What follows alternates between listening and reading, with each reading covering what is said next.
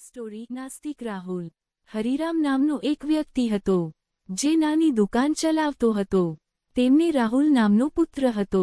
તે તેના પિતા સાથે દુકાનમાં મદદ કરતો હતો। એક દિવસ તેના પિતાનું અવસાન થયું। હવે ઘરની બધી જવાબદારી તેના પુત્ર પર આવી ગઈ। રાહુલને પોતાના ઘરનો ખર્ચ કેવી રીતે મેનેજ કરવો તેની કોઈ જ ખબર નહોતી। તેની માતાની સલાહ પર રાહુલે તેના પિતાની દુકાન ચલાવવાનું શરૂ કર્યું। તેના પિતાની જેમ જ તેણે પોતાની દુકાન ખોલતા જ સૌથી પહેલું કામ પૂજા રૂમમાં જઈને થોડીવાર પૂજા કરતો।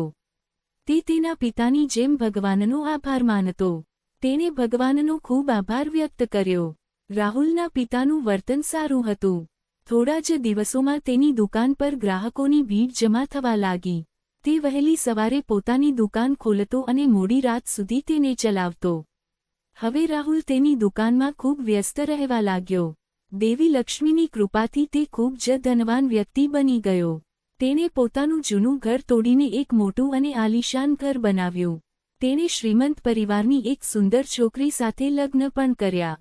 વહેલી સવારે ભક્તોની મોટી ભીડને કારણે તેમણે પૂજા કરવાનું પણ બંધ કરી દીધું હતું।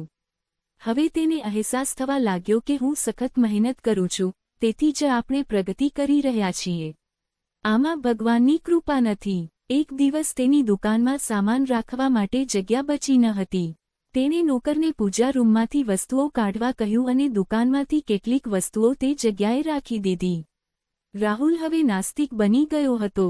તે વધુ શ્રીમંત બની ગયો હતો, જેના કારણે સમાજમાં તેમની પ્રસિદ્ધિના કારણે તેમની લોકપ્રિયતા વધી હતી।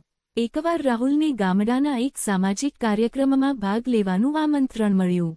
સભાનું સંચાલન કરનાર વ્યક્તિએ રાહુલને બોલાવીને કહ્યું કે આજે તમે મોટા ઉદ્યોગપતિ બની ગયા છો, આનો શ્રેય કોને આપવા માંગો છો?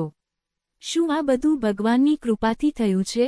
રાહુલે પોતાના ભાષણની શરૂઆત કરીને કહ્યું કે ભગવાન અને ભગવાન બધા જૂઠા છે। કોઈની સફળતા પાછળ ઈશ્વરનો હાથ નથી પણ વ્યક્તિની પોતાની મહેનત હોય છે। ત્યાં કોઈ ભગવાન નથી। જો તે અસ્તિત્વમાં છે તો હું અહીં ઊભો છું, તે આવે અને મને મારી નાખે। રાહુલની વાત સાંભળીને સભામાં મૌન છવાઈ ગયું। બધા એકબીજા સામે જોવા લાગ્યા। થોડીવાર પછી રાહુલ હા હા હા હસવા લાગ્યો। તમે લોકોએ જોયું કે જો ભગવાન હોત તો મારી આત્મા અત્યાર સુધીમાં મારા શરીરથી અલગ થઈ ગઈ હોત। પછી સભાની વચ્ચે એક વૃદ્ધ માણસ ઊભો થયો અને બોલ્યો, સાહેબ, હું તમને એક વાત પૂછું? હા, પૂછો, રાહુલે કહ્યું। તમને બાળક છે? રાહુલે કહ્યું, હા, મારો એક પુત્ર છે। જો તે તમારા હાથમાં બંદૂક મૂકે અને તને પોતાને મારવા કહે તો શું તમે તેમ કરશો? વૃદ્ધે કહ્યું, બિલકુલ નહીં, હું તેને પ્રેમ કરું છું। હું તેને કેવી રીતે મારી શકું? રાહુલે જવાબ આપ્યો। વૃદ્ધે રાહુલને કહ્યું, હવે તું સમજી ગયો હશે કે ભગવાને આજ સુધી તારી સાથે કેમ કંઈ કર્યું નથી, કારણ કે તમે અને અમે બધા ઈશ્વરના બાળકો છીએ। હવે રાહુલને અહેસાસ થવા લાગ્યો કે પૈસાના લોભને લીધે હું અભિમાન અને ઘમંડથી ભરાઈ ગયો હતો। મારે મારા વિચારને આટલું દૂષિત ન કરવું જોઈએ। વૃદ્ધ કાકાના શબ્દોએ તેને તે રાત્રે ઊંઘવા ન દીધી। તેના મનમાં વિવિધ પ્રકારના વિચારો આવતા રહ્યા।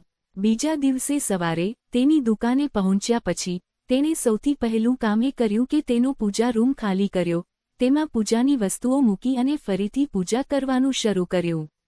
તે પછી જ તે ગ્રાહકોને સામાન પહોંચાડતો। આ રીતે તેની ઈશ્વર પ્રત્યેની શ્રદ્ધા સતત વધતી ગઈ। નૈતિક પાઠ: જે રીતે બાળક તેના માતા પિતાના ટેકાથી પોતાનું જીવન જીવવાનો પ્રયાસ કરે છે, એ જ રીતે આપણે પણ ભગવાનની મદદથી આપણું જીવન જીવવું જોઈએ। આ વિડિયોને લાઇક અને શેર કરશો, કોમેન્ટ કરશો અને ચેનલને સબસ્ક્રાઇબ અવશ્ય કરશો।